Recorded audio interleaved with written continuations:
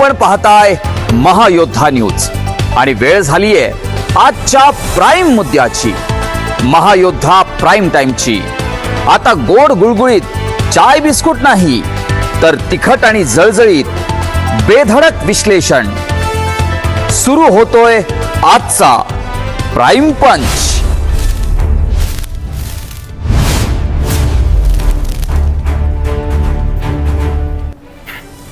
नमस्कार, मी सचिन सुपेकर, आपलं स्वागत आहे प्राईम पंच मध्ये।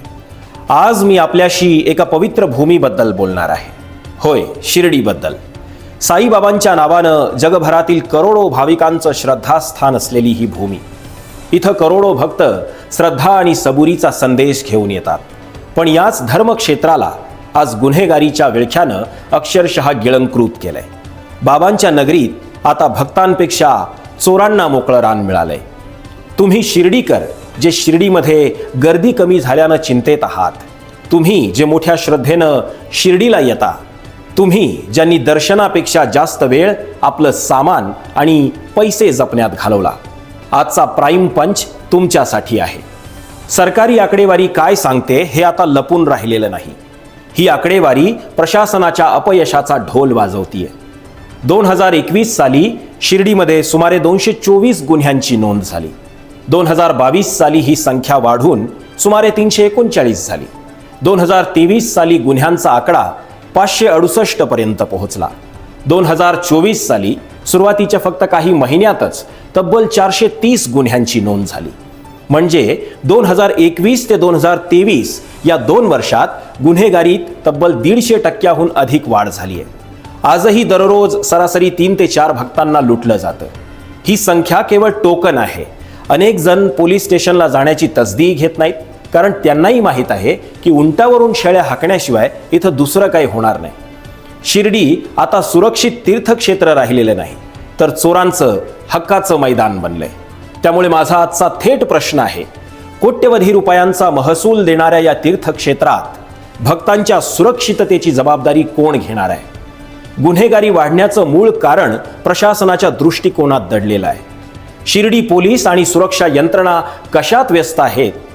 तर VIP व्यवस्थापनात। ज्या सामान्य भक्तांच्या कष्टाचे पैसे मंदिराच्या दानपेटीत पडतात, त्यांची सुरक्षा रामभरोसे सोडली जाते।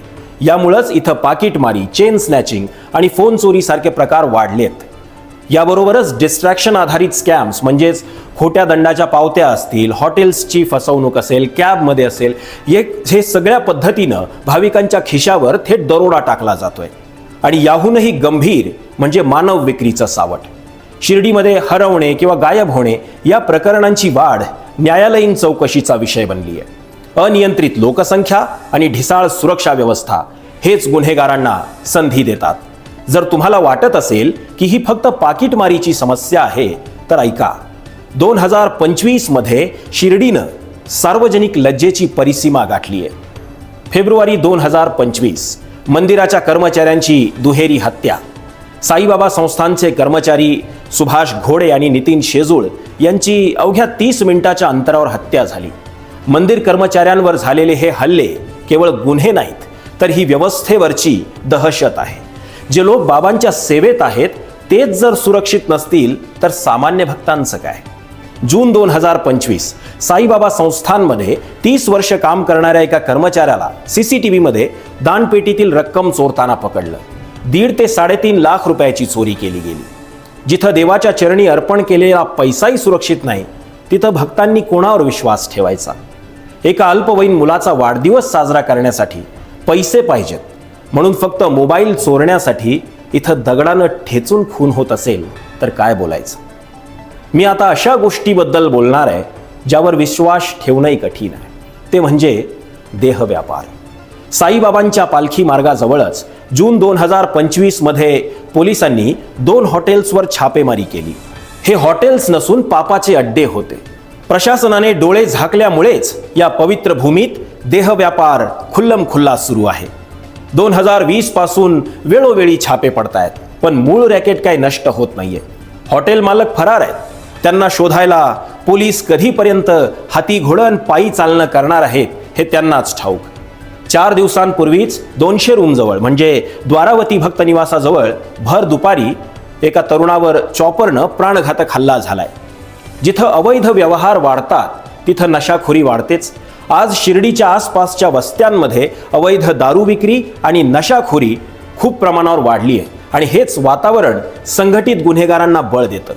शिर्डीची ओळख आता तीर्थक्षेत्र म्हणून राहणार की गुन्हेगारी आणि अनैतिकतेचं केंद्र म्हणून?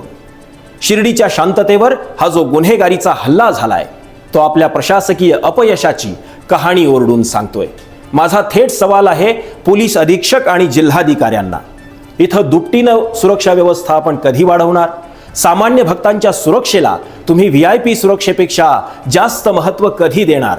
तुम्ही या पवित्र भूमीत गुन्हेगारीचा हाहाकार थांबवण्यासाठी विशेष पथक कधी नेमणार?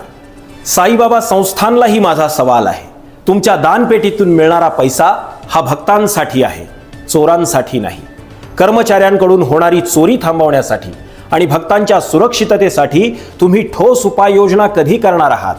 या प्रश्नांची उत्तरं जोपर्यंत येत नाहीत तोपर्यंत शिर्डीची भूमी श्रद्धा आणि सबुरीऐवजी लूट आणि असुरक्षिततेचा संदेश देत राहील. मात्र आम्ही या गुन्हेगारीच्या विळख्याचा पाठपुरावा करतच राहू. मात्र जबाबदारी तुमचीही आहे. महायोद्धा न्यूज बनतोय तुमचा आवाज. तर मग आपणही चॅनलशी जोडले जा, चॅनलला सबस्क्राईब करा आणि हा आवाज आणखी बुलंद करा. धन्यवाद.